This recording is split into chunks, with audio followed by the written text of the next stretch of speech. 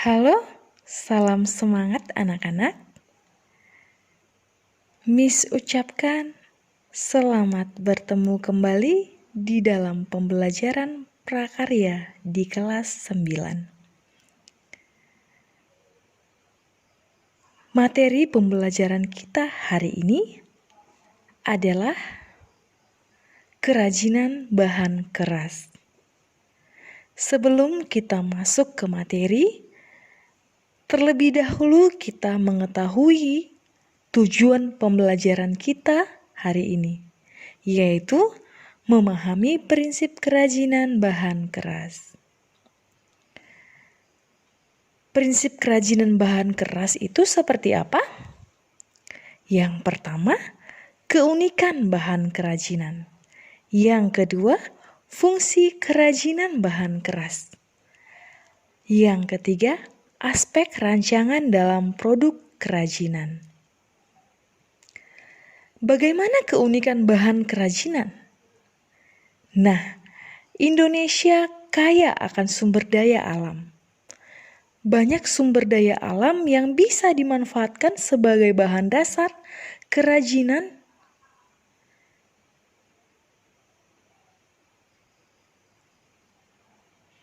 Bahan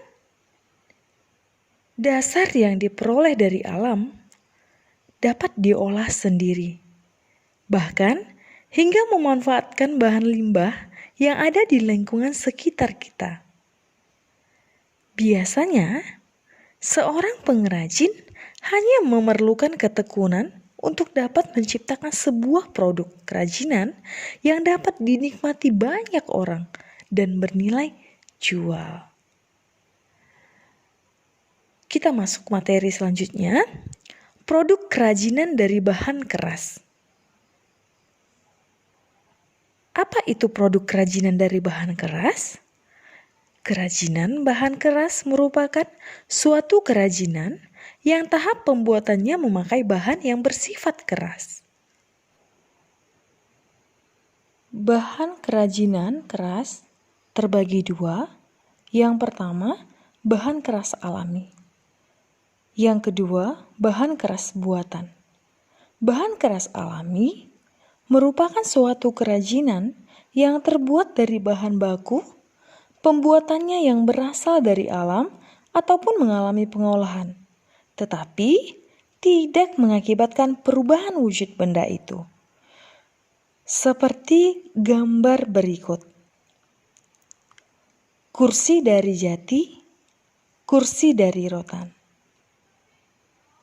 Bahan keras buatan adalah kerajinan bahan keras buatan, yaitu kerajinan suatu yang bahannya sudah mengalami pengolahan kembali. Contohnya seperti gambar berikut. Gantungan kunci dari kaca, bros dari logam. B. Aneka produk kerajinan dari bahan keras. Apa-apa sajakah produk kerajinan dari bahan keras? Untuk itu, mari kita lihat bagian A, kerajinan logam. Kerajinan logam adalah kerajinan yang memakai bahan logam seperti misalnya besi, perunggu emas, perak, dan lain-lain. Teknik yang dipakai umumnya memakai sistem cor, ukir, tempa, ataupun dicetak sesuai dengan bentuk yang diinginkan. Contohnya, kerajinan logam yang umum adalah gelas, kap lampu, perhiasan wadah serbaguna, dan lain-lain seperti gambar berikut. Lampu hias dari bahan logam, piala dari bahan logam. B. Kerajinan kayu. Bahan utama yang digunakan adalah kayu, maka kayu harus mendominasi dari produk kerajinan ini. Artinya, pemilihan kayu harus disesuaikan dengan rencana pembuatan produk kerajinan seperti kayu jati, mahoni, kayu akasia, kayu jati landa, dan sebagainya. Karena 99% kerajinan dari kayu ini adalah bahan dasarnya kayu. C. Kerajinan dari bahan bambu. Bambu dapat dijadikan sebagai produk kerajinan yang bernilai estetis dan ekonomi tinggi. Produk kerajinan bambu tampil lebih menarik dan artistik. Beberapa teknik dalam pembuatan kerajinan bahan alam bambu adalah teknik anyaman, tempel atau sambung, seperti gambar berikut.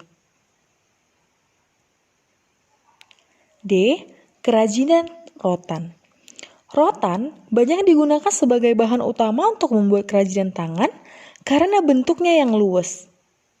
Selain itu, rotan juga merupakan bahan yang mudah diubah bentuknya menjadi berbagai macam bentuk produk kerajinan tangan yang unik.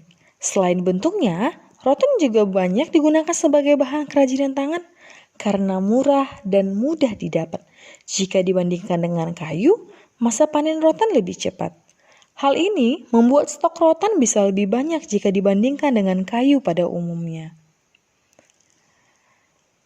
Kita masuk ke kerajinan batu. Selain batu berwarna, ada juga batu alami lainnya seperti batu cadas, batu paras yang bisa dipahat menjadi bentuk kerajinan yang unik. Biasanya, jenis kerajinan dari pahatan batu ini digunakan sebagai interior dan eksterior rumah. Teknik pengolahan batu sebagai produk kerajinan harus digerinda dahulu, kemudian dironceng atau dipahat. Seperti gambar berikut. F. Kerajinan kaca serat atau fiberglass. Kaca serat adalah serat gelas berupa kaca cair yang ditarik menjadi serat tipis. Serat ini dapat dipintal menjadi benang atau ditenun menjadi kain. Kerajinan fiberglass ini membutuhkan beberapa campuran dalam proses pembuatannya. Campuran fiberglass terdiri atas cairan resin. Minyak resin, bahan dasarnya minyak bumi dan residu. Seperti contoh gambar berikut.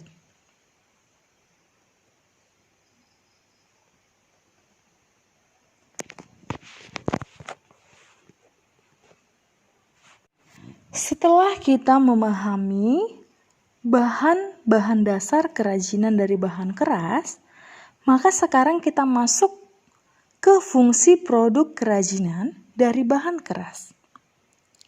Fungsi produk kerajinan dari bahan keras itu ada dua. Yang pertama ada benda pakai, yang kedua ada benda hias. Benda pakai adalah karya kerajinan yang diciptakan mengutamakan fungsinya, sedangkan unsur keindahannya hanya sebagai pendukung saja. Benda hias adalah karya kerajinan yang dibuat sebagai benda pajangan atau hiasan, jadi hanya sebagai hiasan saja, tidak untuk dipakai. Kita masuk ke unsur estetika dan ergonomis. Setelah kita melihat fungsi, mari kita lihat unsur estetika dan ergonomis. Berbagai produk kerajinan tidak bisa dipisahkan dari unsur seni dan keindahan. Sentuhan-sentuhan nilai seni sangat penting untuk mewujudkan karya kerajinan. Atraktif dan bernilai ekonomis. Aspek fungsi menempati porsi utama pada produk kerajinan, sehingga karya kerajinan harus bernilai ergonomis yang mencakup kenyamanan, keamanan, dan keindahan estetika. Setelah kita mengetahui fungsi produk kerajinan dan unsur estetika dan ergonomisnya, maka kita masuk ke motif ragam hias produk kerajinan dari bahan keras. Nah, apa itu motif ragam hias produk kerajinan bahan keras? Apa hubungannya dengan kerajinan bahan keras? Kita lihat bersama-sama. Produk kerajinan dari berbagai daerah di Indonesia sudah dikenal di luar negeri. Berbagai bentuk produk kerajinan yang berasal dari setiap daerah di Indonesia mempunyai motif dan ragam hias yang khas, yang berbeda dengan daerah lainnya. Setiap motif dan ragam hias mempunyai nilai keindahan dan keunikan, seperti makna simbolis yang penuh dengan perlambangan dan juga nasihat. Adapun beberapa daerah yang terkenal dengan ukiran atau pahatannya adalah Jepara, Yogyakarta, Cirebon, Bali, Toraja, Palembang, Kalimantan, dan sebagainya.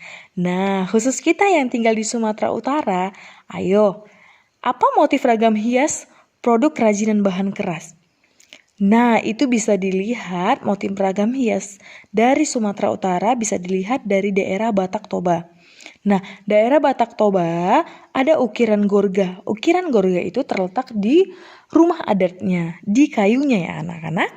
Maka Sumatera Utara juga memiliki ragam hias.